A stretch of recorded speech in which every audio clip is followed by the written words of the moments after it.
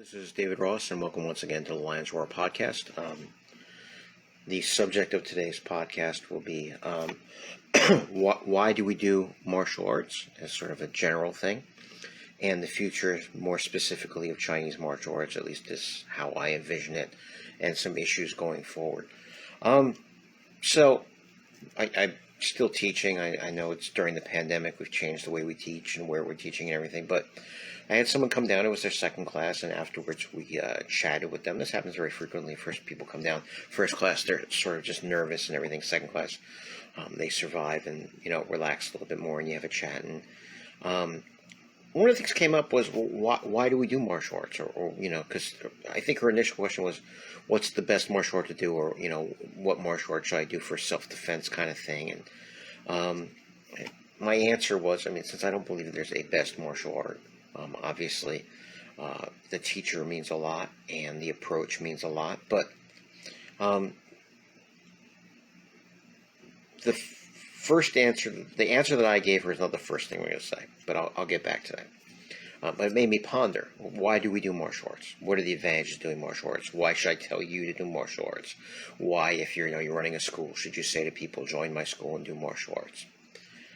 Well, I've observed many times before, and it's true. I think they said the endocrine system, like our body is basically the same as it was when we were cavemen. And so we have this innate impulse, for example, for violence. And in a civilized society, I think that's what we live in, though I'm not sure sometimes day to day, you need an outlet for this. You need to move, and to exert your aggression in a positive way. You also need to move. Another observation I've made is that, for example, I compare my mother's parents, so my maternal grandparents, didn't necessarily have the healthiest diet, but and my grandfather on my mother's side smoked and everything, but they all lived to be pretty old. And it's because they were very, very active, and, increasingly we're not active, so doing martial arts makes you move. So that's one thing, is just we're sort of innately attracted to martial arts because we have a need deep down inside to exert our violent or our aggressive tendencies, and this is a way to do it in a positive way. And also we're just, designed to be moving. We're designed to be either gatherers or hunters, or hunters and gatherers.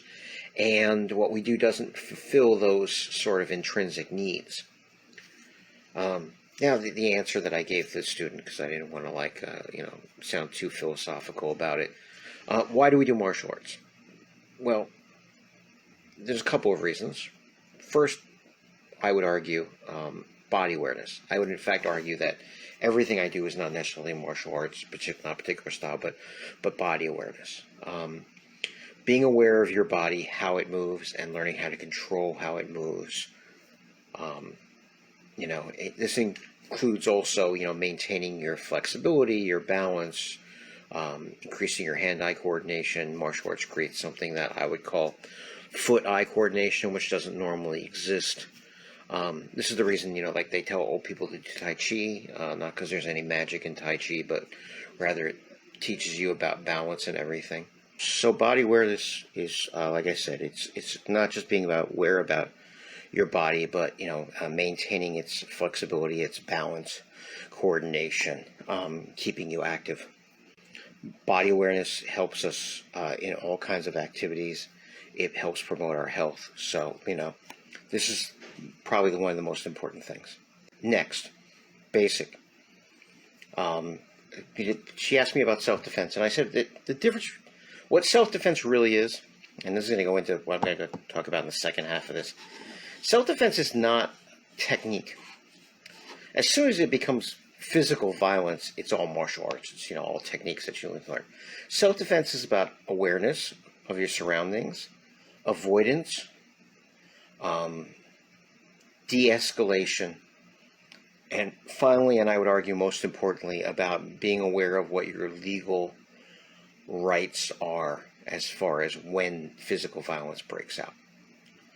But technique-wise, learning how to punch someone in the face, knee them, kick them, elbow them. In addition to being excellent exercise, if you ever have to defend yourself, that's what you're going to need to do. And that's why I argue that, my quote-unquote fitness kickboxing program, is just the base of everything else that I do. Because in addition to giving you a great workout that stays interesting all the time, it teaches you how to hit people. Now, it doesn't mean you have to be a violent person. It doesn't mean you have to be a fighter. But I guarantee you, if you have to defend yourself, being able to punch somebody in the face is an important skill. So, body awareness, being able to punch somebody. Another reason to do it, stress release, especially now, right? Everybody's stressed out because of the pandemic. Martial arts gives you an appropriate way, and this is sort of related to the Paleolithic man comment that I was making earlier. Gives you a good outlet for that aggression and a good outlet for that stress. So, body awareness, self-defense, stress reduction. Fourth and final reason that we do martial arts is that it gives us important life lessons. Those life lessons are, when students start, they look at something and they go, that's hard, I'm never going to be able to do it. And then they learn they can do it. Again, people's minds are usually their own worst enemies. When we do martial arts, we learn that we can do things that we didn't think were possible. And so that's a wonderful lesson to learn because it instills confidence for people that don't have confidence. It makes people feel better about themselves.